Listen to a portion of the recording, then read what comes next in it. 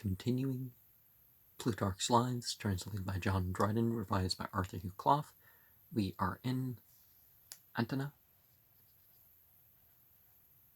This was her daily practice, and she pretty well satisfied herself that nothing was comparable to the bite of the asp, which, without convulsion or groaning, brought on a heavy drowsiness and lethargy. With the gentle sweat on the face, the senses being stupefied by degrees, the patient in appearance being sensible of no pain, but rather troubled to be disturbed or awakened, like those that are in a profound natural sleep. At the same time, they sent ambassadors to Caesar and to Asia Cleopatra, asking for the kingdom of Egypt for her children, and for Antony, that he might have to live as a private man in Egypt, or, if that were thought too much, that he might retire to Athens, in lack of friends, so many having deserted, and others not being trusted. Euphronius, his son's tutor, was sent on this embassy, for Alexas of Laodicea, who, by the recommendation of Timagenes, became acquainted with Antony at Rome, and had been more powerful with him than any Greek, and was of all the instruments which Cleopatra made use of to persuade Antony,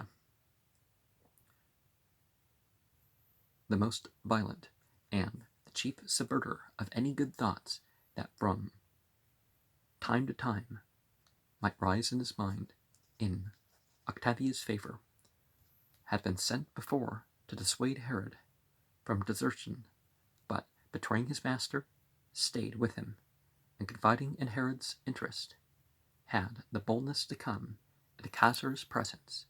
Herod, however, was not able to help him, for he was immediately put in chains and sent into his own country, where by Caesar's orders he was put to death. This reward of his treason to Alexas, received while Antony was yet alive. Caesar would not listen to any proposals for Antony, but he made answer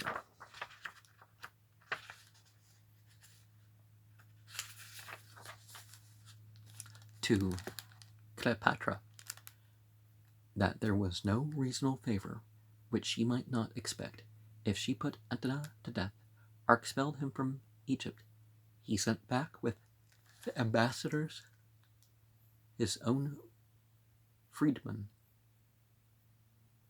Tharsus, a man of understanding, and not at all ill qualified for conveying the messages of a youthful general to a woman so proud of her charms and possessed with the opinion of the power of her beauty, but by the long audiences received from her and the special honors which she paid him, Antony's jealousy began to be awakened.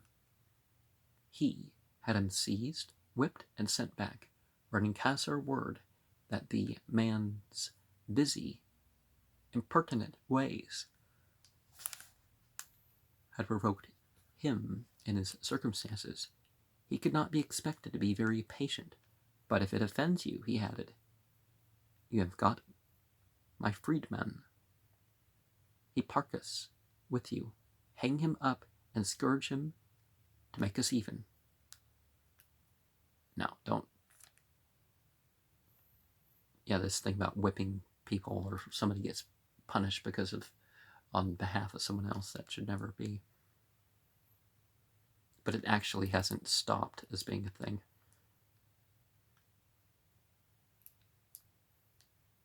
Some countries, people are more openly paid to go to jail for other people and serve time for other people. But Cleopatra, after this, to clear herself and allay his jealousies, paid him all the attentions imaginable. When her own birthday came, she kept it as was suitable to their fallen fortunes, but his was observed with the utmost prodigality of splendor and magnificence, so that many of his guests sat down in want, and went home wealthy men. Meantime, continual letters came to Caesar from Agrippa, telling him from his presence was extremely required at Rome.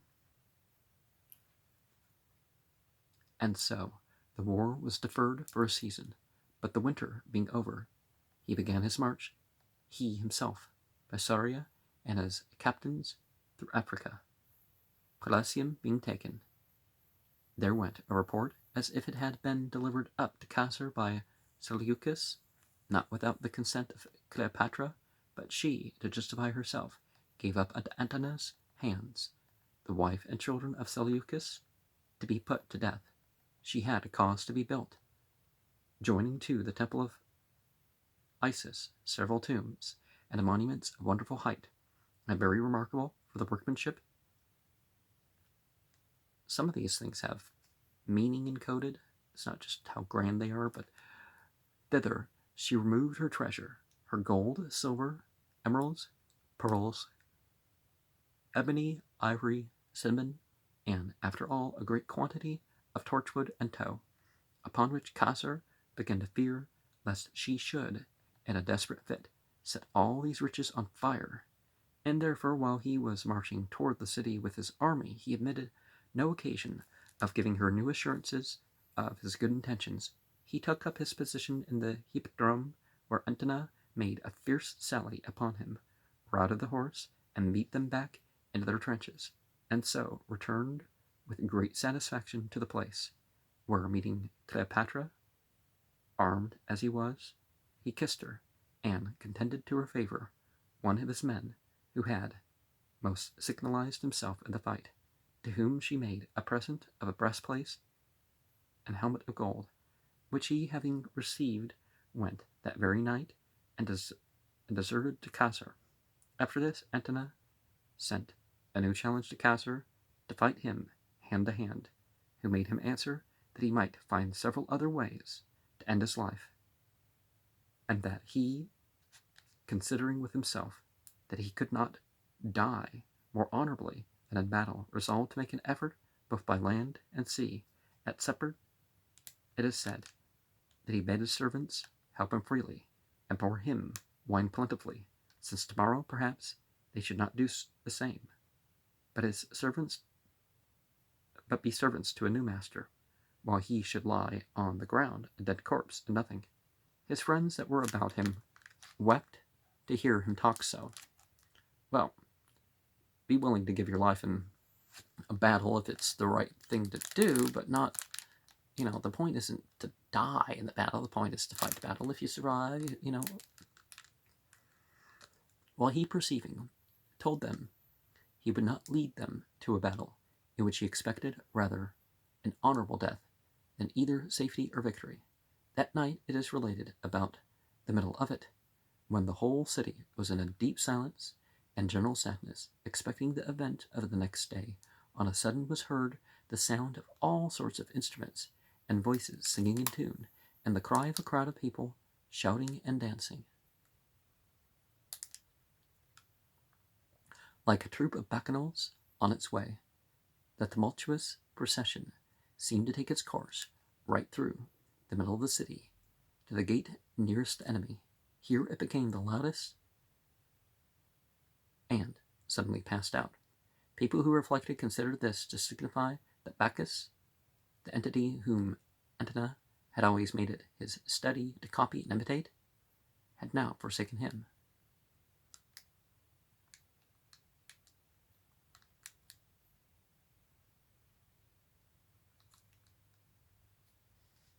Well, you could interpret it the opposite, right? As soon as it was light, he marched his infantry out of the city and passed them upon a rising ground, from whence he saw his fleet make up to the enemy. There he stood in expectation of the event, but as soon as the fleets came near to one another, his men saluted Chasars with their oars. And on their responding, the whole body of the ships, forming into a single fleet, rowed up directly to the city. Antony had no sooner seen this, but the horse deserted him and went over to Chasar, and his foot being defeated, he retired to the city, crying out that Cleopatra had betrayed him to the enemies he had made for her sake. She, being afraid lest in his fury and despair he might do her a mischief, fled to her monument, and letting down the falling doors, which were strong with bars and bolts, she sent messengers who should tell Antony she was dead. He, believing it, cried, "Now, Antony, why delay longer? Fate has snatched away the only pretext for which you could say desired yet to live." Going into the chamber, and there loosening and opening his coat of armor, "I am not," said he, "troubled, Cleopatra, to be at present bereaved of you, for I shall soon be with you, but it distresses me that so great a general should be found of a tardier courage than a woman. He had a faithful servant whose name was Eros. He had engaged him formerly to kill him when he should think it necessary, and now he put him to his promise. Eros drew his sword and designing to kill him, but suddenly turning round, he slew himself, and as he fell dead at his feet, 'It is well done, Eros,' said Antony. 'You show your master how to do what you had not the heart to do yourself.' So he ran himself into the belly, and laid himself upon the couch. The wound, however, was not immediately mortal, and the flow of blood ceasing when he lay down, presently he came to himself, and entreated those that were about him to put him out of his pain. But they all fled out of the chamber, and left him crying out and struggling, until Diomede, Cleopatra's secretary, came in to him, having orders from her to bring him into the monument. And one of the things they say, well, the Bible only has like 2 people kill themselves, right? One of the things they say that if a person commits suicide, even if you're dying and you just hasten the thing, we're all dying in one way or another, and sometimes you think you're dying, but you're not dying. So, suicide, that it's repeated over and over and over and over again. It's not that you don't, oh, well, maybe that's not going to be as bad of me as other things I've done. No, the people who think that, those things are going to be with them too. So that's,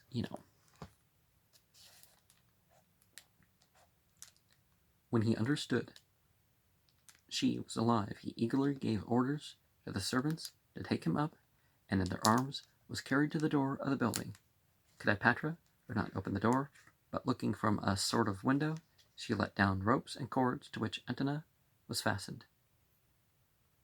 And she and her 2 women, the only persons he had allowed to enter the monument, drew him up. Those that were present say that nothing was ever more sad than this spectacle, to see Antony covered all over with blood and just expiring, and thus drawn up, still holding up his hands to her, and lifting up his body with the little force he had left, as indeed it was no easy task for the women. And Cleopatra, with all her force, clinging to the rope and straining with her head to the ground, with difficulty pulled him up, while those below encouraged her with their cries, and joining in all her efforts and anxiety. When she had got him up, she laid him on the bed, tearing all her clothes, which she spread upon him, and beating her breast with her hands, lacerating herself, and disfiguring her own face with the blood from his wounds. She called him her lord, her husband, her emperor, lowercase l for the Lord, an emperor, and seemed to have pretty nearly forgotten all her own evils. She was so intent upon his misfortunes. Antony, stopping her lamentations as well as he could, called for wine to drink, either that he was thirsty or that he imagined that it might put him the sooner out of pain. When he had drunk, he advised her to bring her own affairs, so far as might be honorably done, to a safe conclusion, and that among all the friends of Caesar she should rely upon Procolias,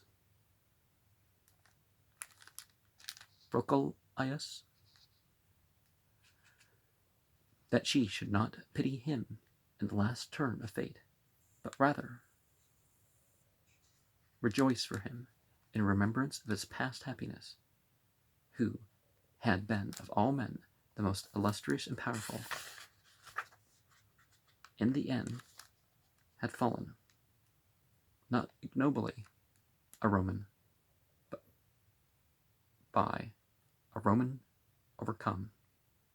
And one would think, okay, yeah, you end up numbed or something, but if it's still alcoholic and it's pouring through your punctured stomach or something, that's going to make things worse.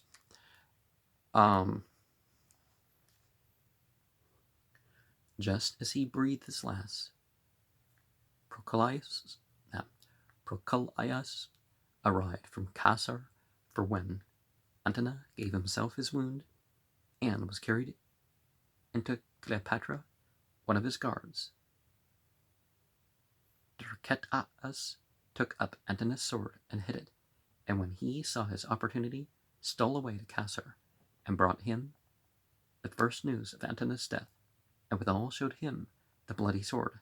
Caesar upon this retired into the inner part of his tent, and giving some tears to the death of one that had been nearly allied to him in marriage, his colleague in empire and companion in so many wars and dangers, he came out to his friends, and, bringing with him many letters, he read to them with how much reason and moderation he had always addressed himself to Antony, and in return what overbearing and arrogant answers he received, that he sent Procolias to use his utmost endeavors to get Cleopatra alive into his power, for he was afraid of losing a great treasure, and, besides, she would be no small addition to the glory of his triumph. She, however, was careful not to put herself in Procolias's power, but from within her monument, he standing on the outside of a door on the level of the ground, which was strongly barred, but so that they might well enough hear one another's voice, she held a conference with him, she demanding that her kingdom might be given to her children, and he binding her to be of good courage and trust Caesar and everything.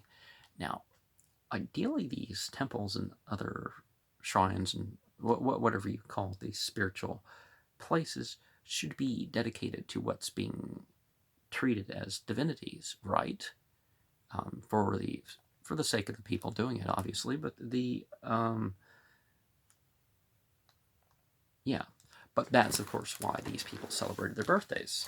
It used to be about the so-called, for whatever reason or not, whether they thought these entities were born or whatever the case, the celebrations used to be, after them. That's where we get the birthdays and stuff from, and other anniversaries, celebrations from. Oh, this entity is supposed to have died on this day. They observe that too.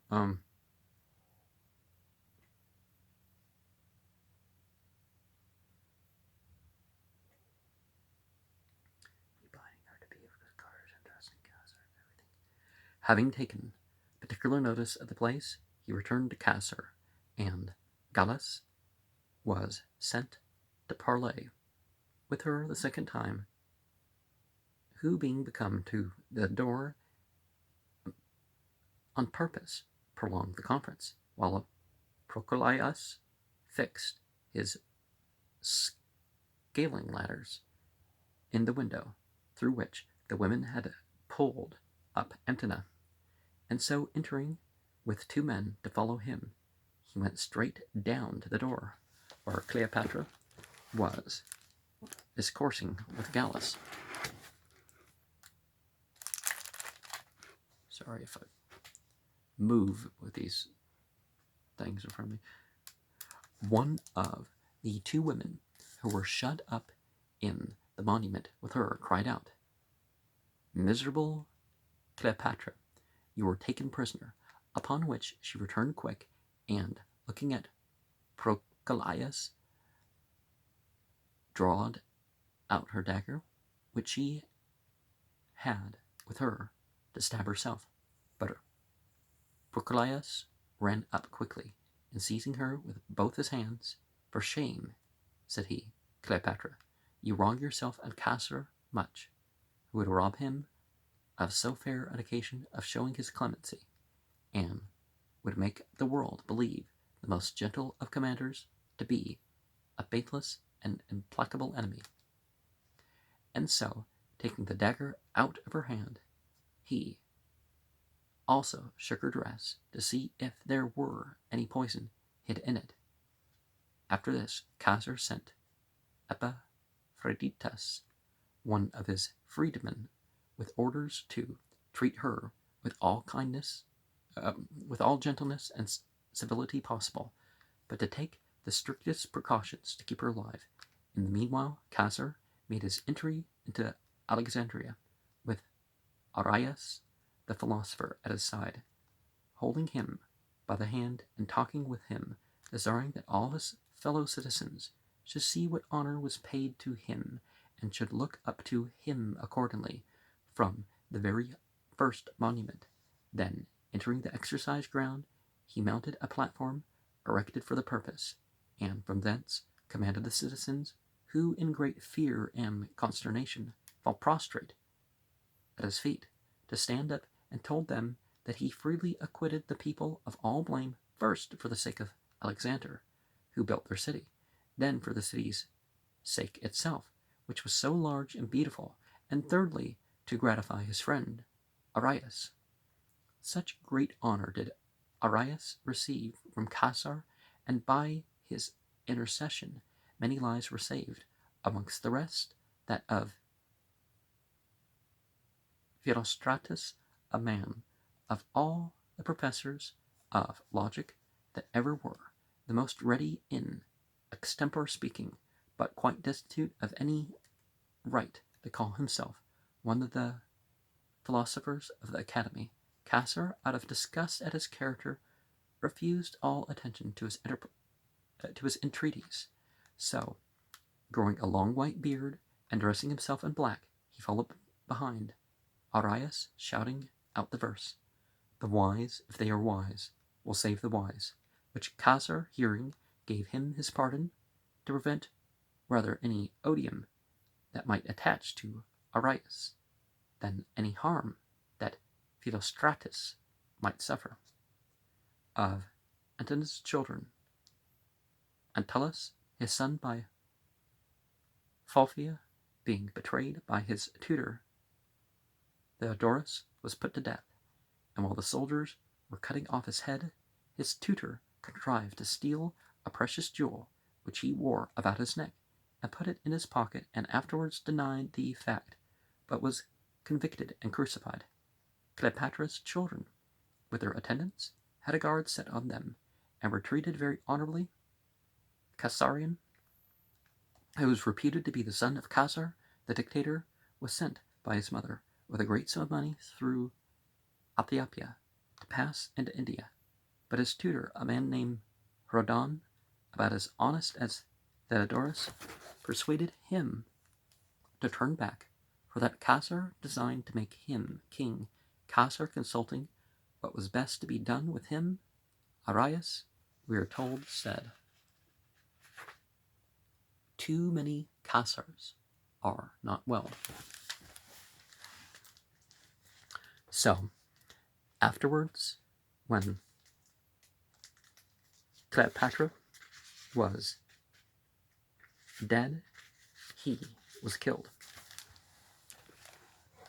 Many kings and great commanders made petition to Caesar for the body of Antony, to give him his funeral rites, but he would not take away his corpse from Cleopatra, by whose hands he was buried with royal splendor and magnificence, it being granted to her to employ what she pleased on his funeral.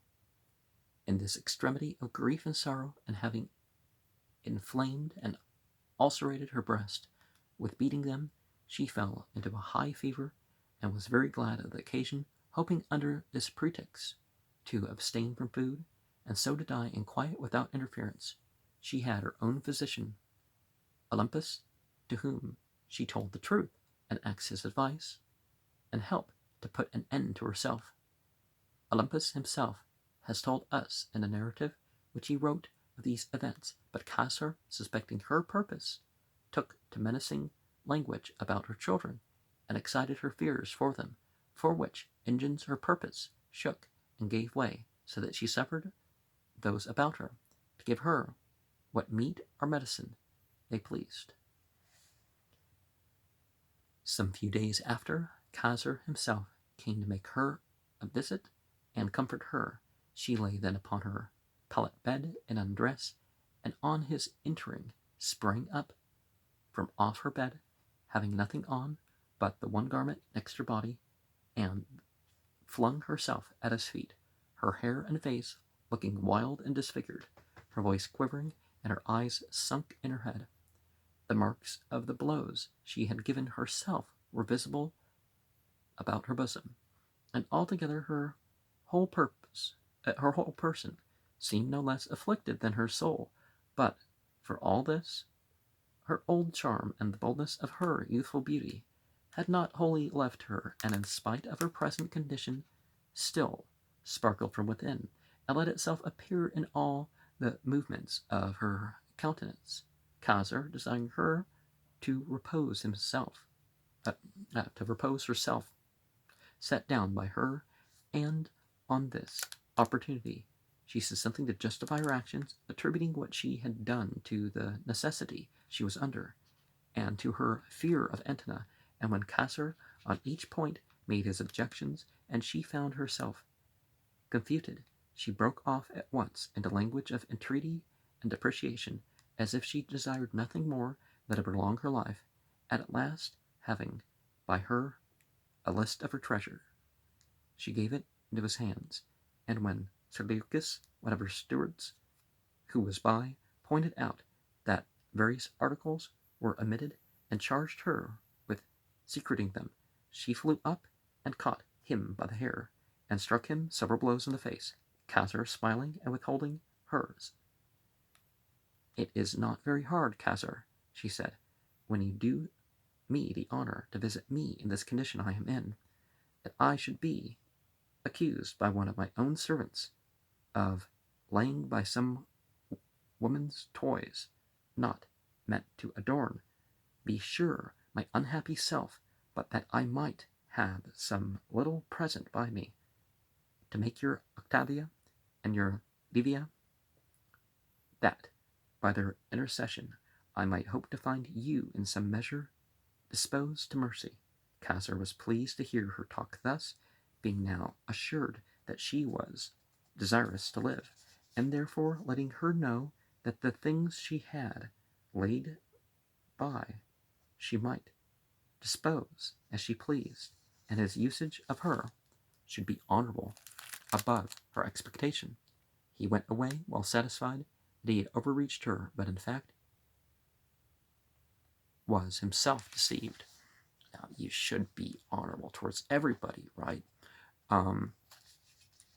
Because, yeah, fine, the corporal punishment of prisoners, but not, it's not about humiliating or defiling or whatever. Whether it's prisoners of war or whatever. There was a young man of a distinction among Castor's companions, Cleopatra, and sent her word privately, as she had besought him to do, that Castor was about to return through Syria, and that she and her children were to be sent on within 3 days. When she understood this, she made a request to Castor that he would be pleased to permit her to make oblations to the departed Antony, which being granted, she ordered herself to be carried to the place where he was buried, and there, accompanied by her women, she embraced his tomb with tears in her eyes, and spoke in this manner: "Oh, dear Antony," said she, "it is not long since that with these hands I buried you, when they were free.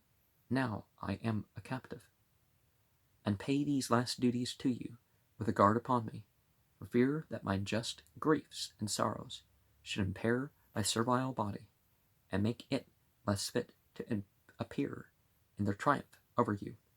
No further offerings or libations expect from me.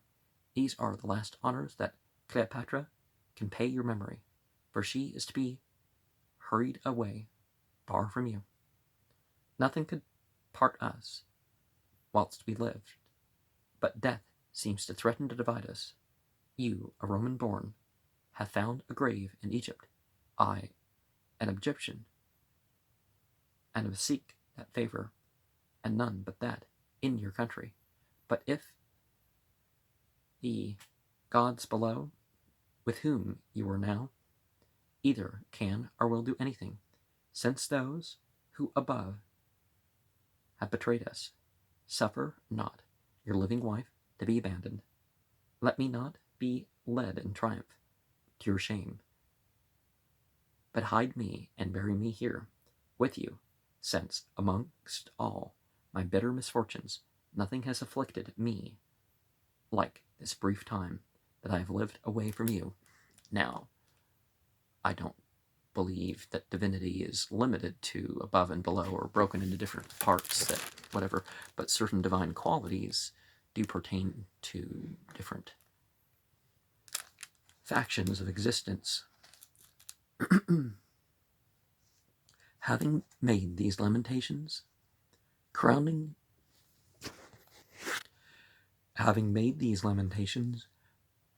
the tomb with garlands and kissing it, she gave orders to prepare her a bath, and coming out of the bath, she lay down and made a sumptuous meal.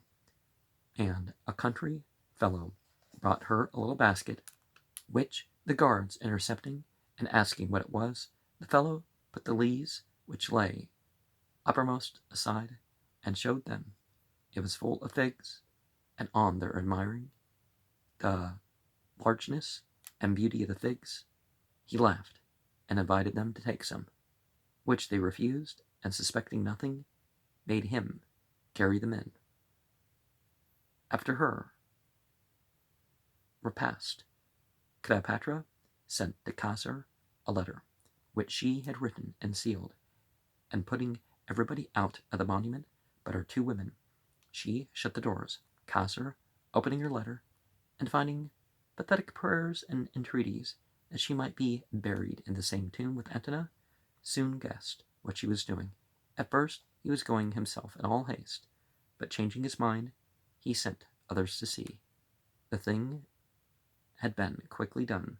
The messengers came at full speed, and found the guards apprehensive of nothing, but on opening the doors they saw her stone dead, lying upon a bed of gold, set out in all her royal ornaments.